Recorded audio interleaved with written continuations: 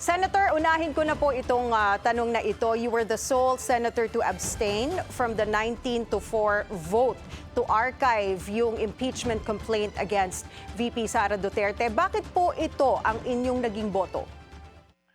Yung kasi yung paniwala ko na yun ang total obedience at saka respect sa Supreme Court. Why? Kasi kung nag-yes ako sa pag-archive, pinipreempt ko yung final decision ng Korte Suprema after mag-rule sa motion for reconsideration.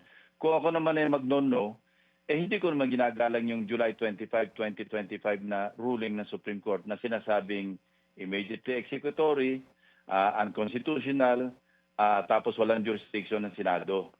So nandun ako sa puntong nirerespeto ko yung July 25 ruling, pero ayoko ring i-preempt yung magiging ruling ng Supreme Court after ma-decide nila yung motion for reconsideration. Kung walang motion for reconsideration, wala akong problema. Sigurado mag-yes ako sa pag-archive. May mga bagong salita po, Senator Lacson, no? Yung archive at i-table as suggested po by Senator Tito Soto. Ano po ba ang pinagkaiba nitong dalawa? Ang table, temporary suspension yun. Parang yung motion na nauna, nung una nga motion to dismiss wag mo nang itakel. Sa akin, kaya ako nag-yes doon to table kasi yun ang compliance yun Dahil yun nga, meron pang motion for reconsideration. Wag muna nating talakayin yung motion to dismiss o kung ano man yung motion. Yun, nagko-comply yun sa ruling ng Supreme Court. Kasi ang para sa akin, yung inaction, yun yung compliance. Wala kaming dapat gawin Kasi nga, immediately executory yung ruling. Pero merong motion for reconsideration, hintayin na lang namin muna yung maging ruling sa yung final decision bago kami umakto kung ano man yung nararapat gawin. Yung archive naman, yun yung sabihin na natin parang dead na, pero pwedeng buhayin, i-revive. Pero kailangan merong motion na naman. At pag may nag-motion at ito'y may nag-object, magdidebate na naman kami at may majority na naman sa amin na masusunod kung ito ba'y mapupull out from the archives para talakayan uli. So what if mayroong mag-motion na i-revive pero nagbotohan, nanalo ngayon yung wag nang i-revive, wag nang i-pull out from the archives. So yun, magbabiolate kami doon sa kung assuming na ang ruling ng Korte Suprema finally i-reverse yung kanilang naunang decision. So yun ang gusto ko abangan. Ano yung magiging action ng mga kasamahan namin? Kami ba'y patuloy na magre-respeto sa ruling ng Korte Suprema o hindi? Senator, napag-uusapan naman yung mga dubious insertions sa 2025 national budget. Sa 2026 budget po, may nakita din po ba kayong mga insertions ulit? Wala pang NEP hindi pa sinasabit ng Malacanang yung National Expenditure Program. So wala tayong basihan kung merong insertions. Makikita natin yun pagka tinalakay na sa House at saka sa Senate at nakita na yung House version ng yung budget measure at makita natin may pagkakaiba yung National Expenditure Program o yung tinatawag na President's Budget doon sa House version o kaya sa Senate version. Doon natin makikita kung nagkaroon ng insertions. Yung mga flood control projects din, Senator, na pag-uusapan, nakasama umano sa insertion sa national budget. Ano pong reaction nyo dito? May mga nakikita na kami na flood control projects na wala sa National Expenditure Program pero sumulpot pagdating doon sa GAA. Ibig sabihin, may nag-amend, merong nag-insert, may nag-realign kasi nawala sa NEP. Yung iba naman, napunta sa unprogrammed appropriations at doon humugot para gumawa ng flood control projects. Patuloy namin pag-aaralan to, pero may mga nasilip na kami na posibleng those projects at saka yung iba naman substandard yung materials. Ayon kay Baguio City Mayor Benjamin Magalong, Senator, may listahan siya ng mga kongresista na sangkot umano sa maanumalyang flood control projects. May plano po ba kayo na makipag-usap sa kanya? Oo, magko-coordinate kami sa kanya, lalo na pagka nalalapit na yung budget deliberation sa Senate. Kasi kung meron siya mga pinanghawakan, mga records, at saka kung ano man yung ebidensya na hawak niya, importanteng ma-share niya rin sa amin yon para magkatulungan.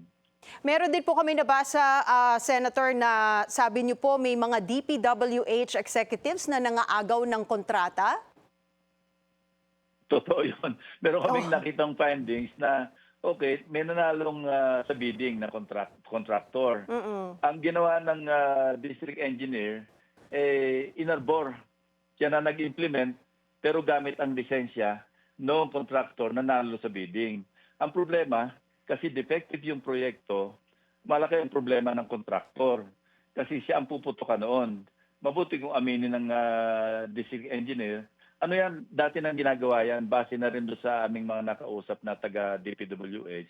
Dati na rin ginagawa na yung district engineer, may sarili na rin na construction firm o kaya meron siyang kamag-anak o meron siyang kaibigan na pinapaboran. Pero hindi naman sila makapag-participate sa bidding. So inaagaw, hindi naman inaagaw, inaadbor. Mhm. Hindi naman makaangal itong kontraktor kasi doon siya nangongontrata sa loob ng district. So for future projects na gusto niyang lumahok, baka mapag-initan siya, hindi na siya makakuha ng proyekto. Yun ang nagiging isang modus operandi. Pero yan, maliliwanagan yan once na nalikom namin lahat yung records, yung ebidensya, at saka yung mga testimonials na kasalukuyan, yun ang aming tinatrabaho. Ano pong concrete action na pwede ba natin gawin para maiwasan itong mga issue na ganito? Yung certainty ng punishment. Mabuti nga, nagsalita si Pangulong Marcos at ang narinig namin, nakapagsumiti na nga yung DPWH ng listahan. Mhm. Sana nandun din sa listahan yung mga anomalya, yung mga substandard, at saka yung mga ghost projects, lalo na sa flood control. Kasi meron din kami mga nakuha na sa at least mga 4 or 5 areas na may mga ganyang situation. Right. Ang tawag na namin doon, mga case studies na pwede ko itong ilabas sa pamamagitan ng isang privilege speech or dili kaya pagdating na sa budget deliberation. Mhm. Senator, at a time when public trust in the Senate has declined, partly attributed to mga dubious insertions sa national budget, ano po ba pwedeng gawin ng Senado to ensure that future budgets are free from questionable add-ons and that the public can see how funds are inserted and allocated? Yeah, we should reassess yung mga sarili namin na mag-ingat kami sa pag-realign sa pag-insert. Kasi kung wala namang pinagbabasihan yung insertions, nakakasama ito doon sa direction o sa national program ng ating gobyerno. Why? Kasi kung walang consultation sa implementing agency, paano i-implement yun? Walang program of work. Diba si Presidente na nagsabi, nung nakita niya yung 2025 budget, nagulat siya, at nung tanongin niya yung mga agencies, hindi nila kayang implement dahil walang mga POWs o yung program of work, at saka hindi kasama sa plano nila. So doon, kaya marami tayong naka 4-letter release o yung tawag nila ngayon, yung for issuance of SARO or PISARO. Maraming hindi nare-release ngayon ng DBM. Ang lalabas na nun, sayang yung naipasang budget kasi kung hindi magagamit yung pondo, may epekto yun sa ating development. Maiba naman tayo, Senator. No? PNP Chief Torre is pushing for a formal 3-minute response time ng kapulisan in urban centers. As a former PNP Chief yourself, sir, ano po ang komento ninyo dito? And how do you assess this target in terms of yung feasibility and yung impact on public safety? Well, maganda yung programa ni General Torre. Kasi pag sinabi ng 3 minutes ang response time, on their toes yung kanyang mga pulis, lalo na yung mga naka-field. At maganda yan, ma-enhance yung police visibility kasi naka-deploy na sila sa mga different areas para pag natawagan sila ng kanilang headquarters sa pamamagitan ng radyo o namang means of communication dahil meron tawag sa 911, mabilis yung response. At ang balita ko talaga, pag tinetest niya yung reaction time, nakaka-comply talaga sa 3 minutes. But I think 5 minutes is reasonable. Yung 3 minutes, medyo masyadong mabilis considering ang traffic natin, hindi naman talaga ma-predict o hindi maasahan. Oo So I nga. think 5 minutes response time is doable and practical. Kung ikaw ang tatanungin, Senator, kapag may naghamon sa inyo ng suntukan at ikaw pa po ay PNP chief pa, ano po ang reaction mo po dito? Iharap ko sa kanya yung patrolman.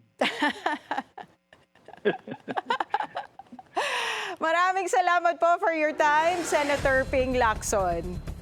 Thank you, Miss Anne.